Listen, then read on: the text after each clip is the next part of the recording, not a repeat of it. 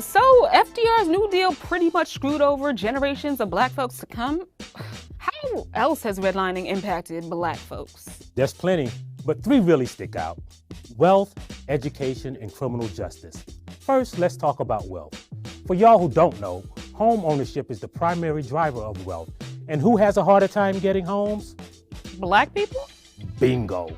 Even when home ownership is an option, homes in black neighborhoods are, on average, valued around 25% lower than homes in white neighborhoods. This is the case across the board, even if the homes in neighborhoods are similar. So off the bat, homes in black neighborhoods are less valuable. Yep.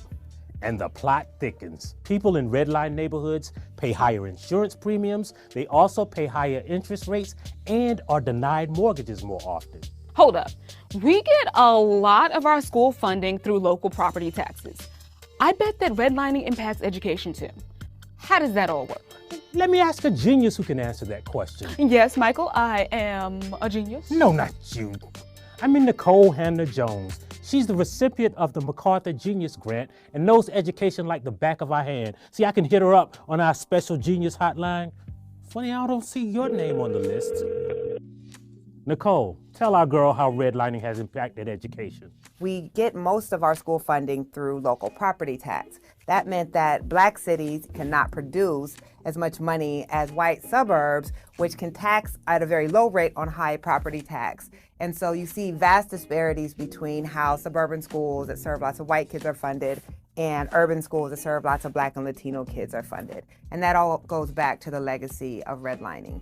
Wow. Did the Fair Housing Act help at all? Once redlining and discrimination in lending and housing became illegal in 1968, we didn't rejigger all of the property values that had been directly related to redlining, which put a premium on white communities and put a much lower property value rate on black communities. It's not like we started from scratch and equalized all of these property values. We just continue to watch white communities accumulate more and more wealth and black communities be deprived. And of course, that's going to impact how schools can be funded. Are there any places where we can really see the effects of redlining on education? One place where you can really see this play out probably in the most oppressive way would be the city of Detroit, home to the most unequal school funding border in the country. And that's the border between Grosse Pointe, which is very, very wealthy and almost entirely white, which borders right on Detroit. The schools in Detroit are falling apart, and the schools in Grosse Pointe, one of them has marble floors.